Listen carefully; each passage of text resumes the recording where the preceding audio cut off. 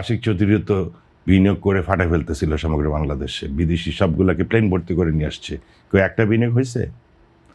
আর এখন যারা যে আছে ওই একই লোকগুলোই কিন্তু আশেপাশে ঘোরাফেরা করছে। আর এখন যেটা প্রতিশ্রুতি দেওয়া হচ্ছে বিদেশি বিনিয়োগ আসবে, কই আমার নিজেই তো বাঁচতেছি না, আমাকেই তো ধরে, আমি কি কম?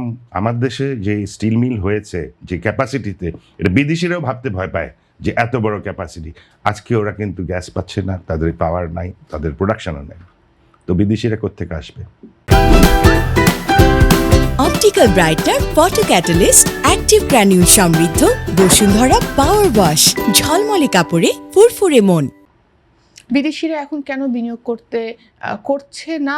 কি প্রথম প্রশ্ন, যে তারা কি করছে কি করছে না, আর না করলে কেন করছে? যারা করেছে তারা অলরেডি ফেসে গেছে। বিদেশি বিনিয়োগকারীরা তারা অনেকেই ব্যবসা করে, বা বিদেশি বিনিয়োগে আমার দেশের লোক ব্যবসা করে, সেটাকেও বিনিয়োগ বলা যেতে পারে। তো সিটি গ্রুপ আছে, মেঘনা গ্রুপ আছে, তারা বড় বড় ফ্যাক্টরি করে এখন আপনার গ্যাস পাচ্ছে না, ইলেকট্রিসিটি পাচ্ছে না, ওইদিকে তাদের ডলারে পেমেন্ট। তো আর এইগুলো থাকলে আর নতুন করে কে আসবে?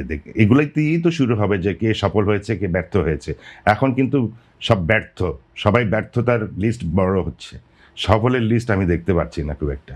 ব্যর্থতার লিস্ট ঠিক কত বড়, এবং সেই জায়গায় আসলে এই ব্যর্থতার লিস্টগুলো কি মাননীয় প্রধানমন্ত্রীকে জানানো হয়েছে বা আমাদের নতুন সরকারকে জানানো হয়েছে? তাদের উদ্যোগ কি? উনি তো ইনহেরিট করছেন, ওটা ওনার তৈরি করা জিনিস না। তো এখন চেষ্টা চলছে ওনারা এগুলাকে কি করতে পারে না পারে। আপনারা কি প্রপারলি সবকিছু জানিয়েছেন কিনা বা জানানো হয়েছে কিনা? আমরা আমাদের সেক্টর নিয়ে জানানোর চেষ্টা করি। এখন আরেকটা নতুন সংকট আসবে, এই যে আপনি কাগজে লেখাপড়া করছেন, কাগজ প্রোডাকশন বন্ধ। আপনার এনসিটিভি এই যে বই খাতা আপনি যে ছাপাবেন স্কুলের, কই সরকার তো একটু চিন্তিত না যে ফ্যাক্টরি বন্ধ হলে আমি বই খাতা বানাবো কোত্থেকে?